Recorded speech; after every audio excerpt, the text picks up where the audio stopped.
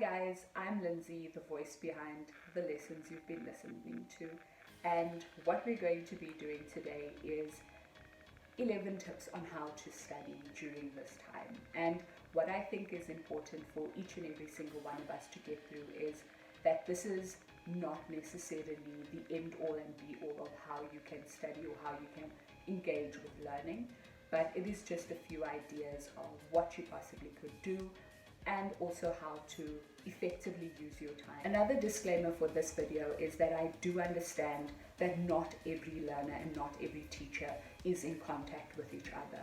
And that is something that should not be a hindrance for you as a child or for a parent who is watching this on behalf of their child at home. So what I then suggest is that if you are not able to deal with any new content while you are at home during this time, is that you go back and you revise the work that you have already covered with your teacher.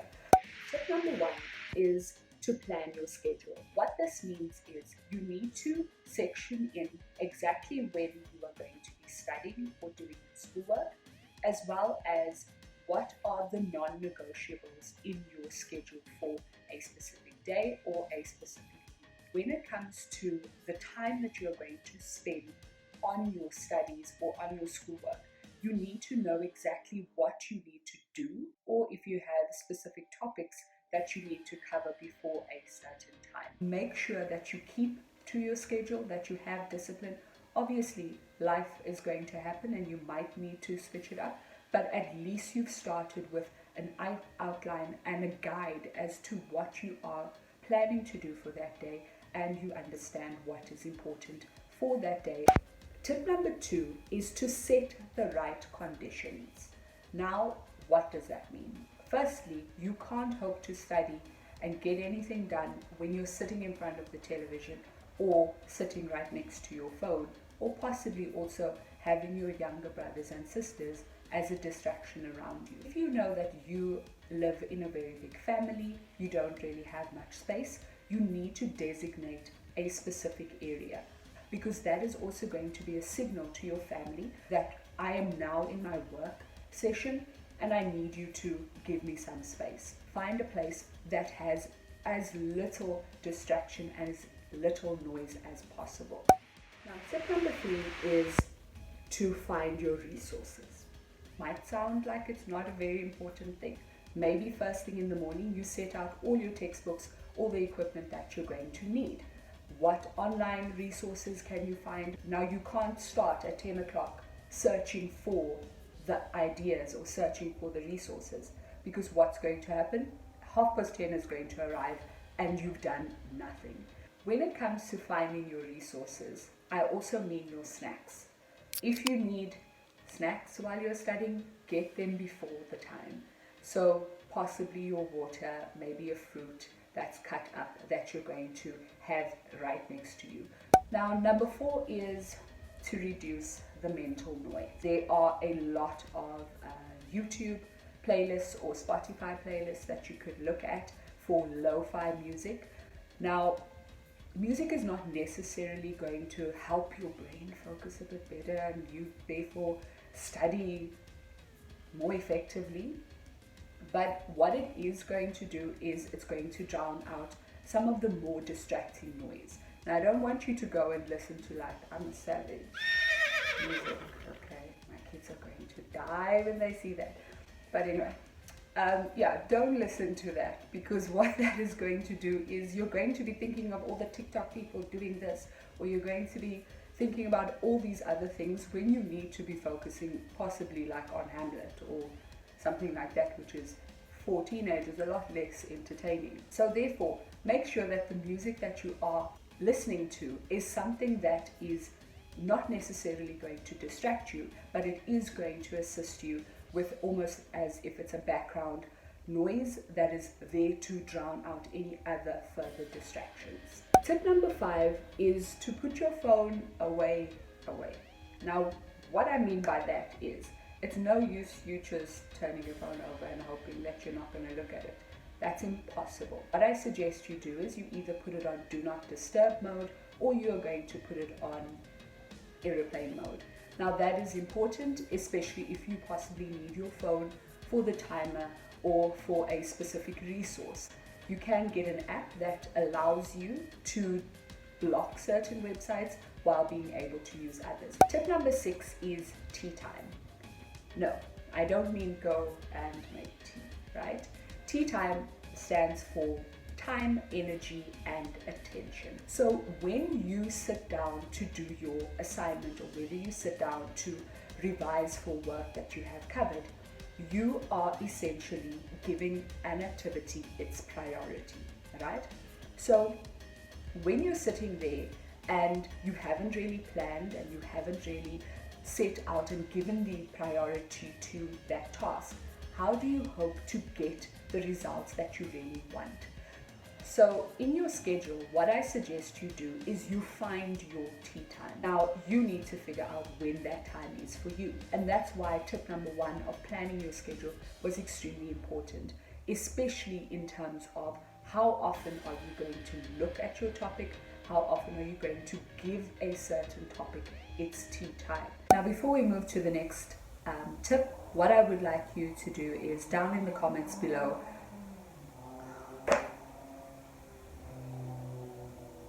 you would think during lockdown there would be less noise, but anyway. So down in the comments below, indicate to me what are your tea subjects, what do you really and truly enjoy, and know that those subjects are the most fun that you have, or subjects that you really enjoy getting into. I'm an English teacher and my tea subject was never English when I was at school. So yeah, give me an indication, and possibly an indication of where you're from. Yep. Tip number 7 is to set your aims for your work or study session. This is extremely important in the sense that you know what your end goal is, and you can therefore gauge, have I achieved what I really wanted to do during this time, or have I just wasted 30 minutes of my life looking at a computer screen or looking at a book? When it comes to your study session or your tea time, you need to have your specific goal. And I don't necessarily mean think, I need to get a distinction for English. No. Specific. I want to answer 2 sets of questions for the poem, whichever poem you're going to be doing for that day. That is an effective goal, because why? At the end of your sessions, you can gauge, have I answered 2 sets of questions? Yes or no? Yes, tick, move on.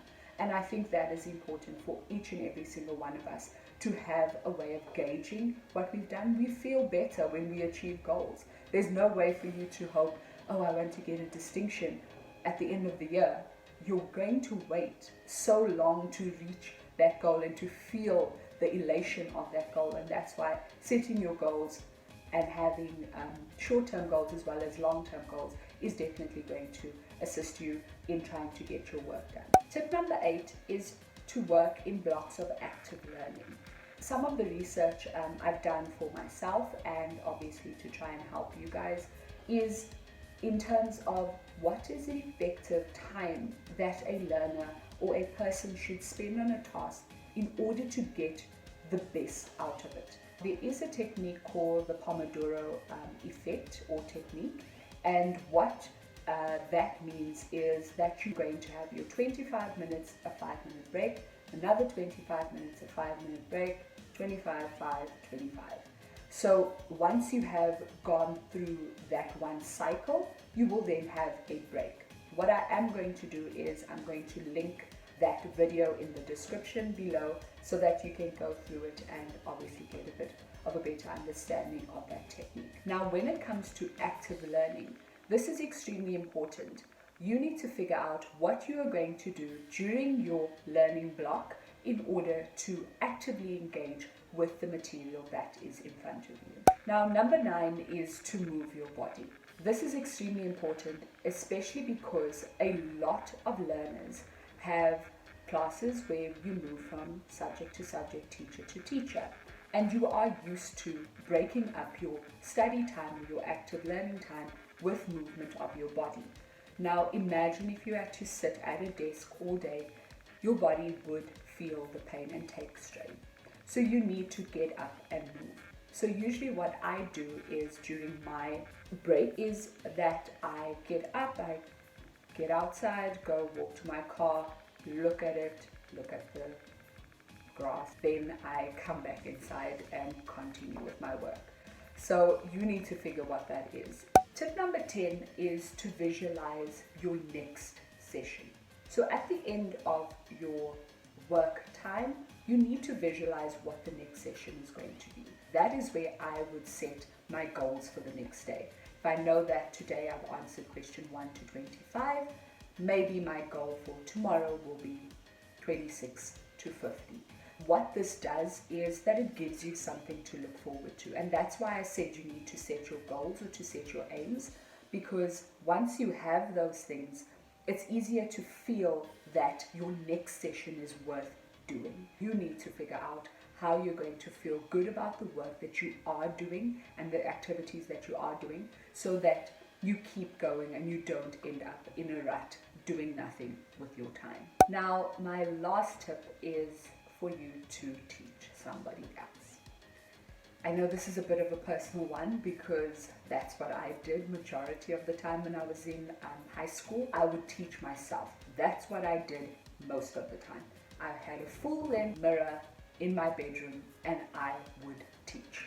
Okay, I also happen to become a teacher, so I like teaching. But the reason that I say this is because once you are able to teach a topic, it means and it is an indication to you that you understand the topic and you are able to identify what you don't understand. That is why I find it extremely important for you to try and teach somebody else and also to put your knowledge to the test, right? So in your teaching, you are testing yourself. If you don't feel comfortable with teaching somebody else, have a way of gauging for yourself what is working for you, what you've learned, what you haven't learned. And why that is important is you don't want to go for 10 days studying a topic or doing a specific assignment and realize that you don't know anything. For me, I know that if I can teach it, I should hope that I understand what I'm teaching, right? So that is exactly my rationale behind you getting comfortable with teaching.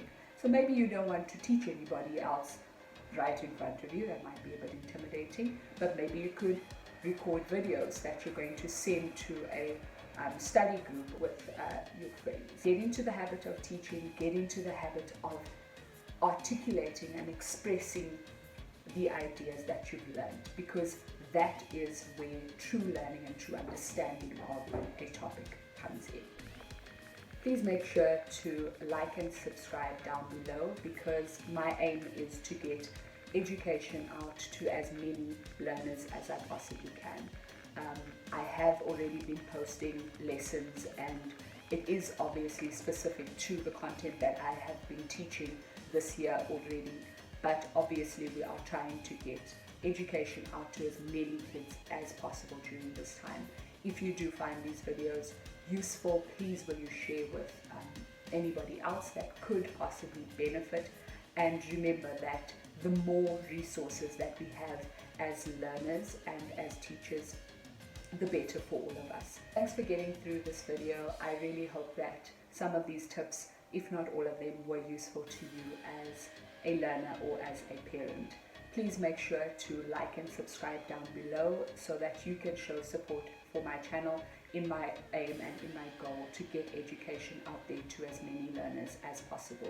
If you have any questions, if you have any comments, please also do comment down below so that we can get into a discussion and see how we can best get through these.